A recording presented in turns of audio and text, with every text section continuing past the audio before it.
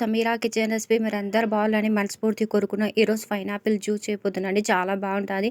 మన జ్యూస్ బయట నుంచి తెచ్చుకోవడం కన్నా ఇంట్లోనే చేసుకుంటే చాలా బాగుంటుందండి. ఇప్పుడు సమ్మర్ వచ్చింది, మన పిల్లలు ఉత్త వాటర్ తాగరండి. ఎప్పటికైనా ఇలా జ్యూస్లు చేసిస్తే చాలా బాగుంటుందండి. పైనాపిల్కి ఇలా కట్ చేసుకోవాలండి. పైన తోలంతా తీసుకొని పీస్లు కోసుకోవాలంటే ఒక్కొక్క పీస్ కోసుకున్నాక మనకు ఎంత పైనాపిల్ కావాలో జ్యూస్కి అంత కట్ చేసుకోవాలండి. నేనైతే పెద్ద పైనాపిల్ వేసుకుంటున్నాను, మా ఫ్యామిలీకి అయితే సరిపోతుంది. మళ్ళీ ఇలా చిన్న చిన్న పీస్లు చేసుకోవాలండి. పైనాపిల్కి కట్ చేసుకున్నాక అట్లా చిన్న చిన్న ముక్కలు కట్ చేసుకుంటున్నానండి. మనకు జ్యూస్ అనేది ఒక వారమైనా నిలువ ఉంటుంది. పైనాపిల్ జ్యూస్ చాలా బాగుంటుందండి. మనం బయట తెచ్చుకుని తాగుతాం కదా, దానికన్నా చాలా బాగుంటుంది. బయట ఏమంటే అది కలుపుతారు. మనం ఓన్లీ ఇంట్లోనే చేసుకుంటే చాలా ఫ్రెష్గా చాలా బాగుంటుంది. జార్ తీసుకున్నాండి జ్యూసెస్కి. ఎప్పటికైనా పెద్ద జార్ తీసుకోవాలా. మీ ఇక్కడ జ్యూసెస్ జార్ అయితే దాంట్లో అయినా పట్టుకోవచ్చు. ఇప్పుడు తగినంత షుగర్ వేసుకుంటున్నాను.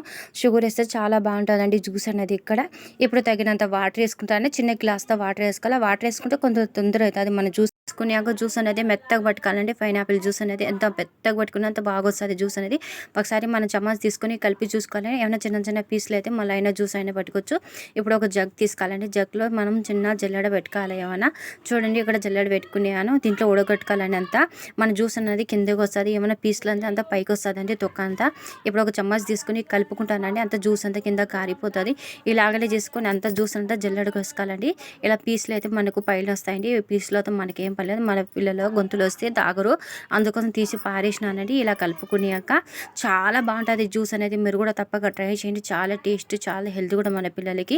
దీంట్లో నేను సబ్జా గింజలు వేసుకుంటానండి. ఇప్పుడు సమ్మర్ వచ్చింది కాబట్టి, ఎండ ఎక్కువ అయిపోయింది కాబట్టి సబ్జా గింజలు వేస్తే కొంచెం వేడి ఉంటే మన పిల్లలకు తీసి పారేస్తుంది. ఇంకా మనకు సల్వా కూడా ఉంటుంది సబ్జా గింజలతో. అందుకోసం సబ్జా గింజలు ఎక్కువ యూజ్ చేస్తారండి సమ్మర్లో.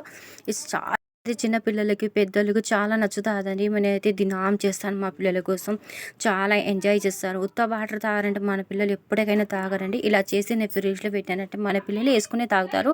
ఒకరోజు పైనాపిల్ జ్యూస్, ఒకరోజు మన తర్బూజ్ జ్యూస్, ఏదైనా చేయొచ్చండి. మనకి ఆ జ్యూస్ నచ్చుతుంది అవన్నీ చేసి మనం పెట్టుకోవచ్చు. మన పిల్లలు బాగా ఎంజాయ్ చేస్తారు.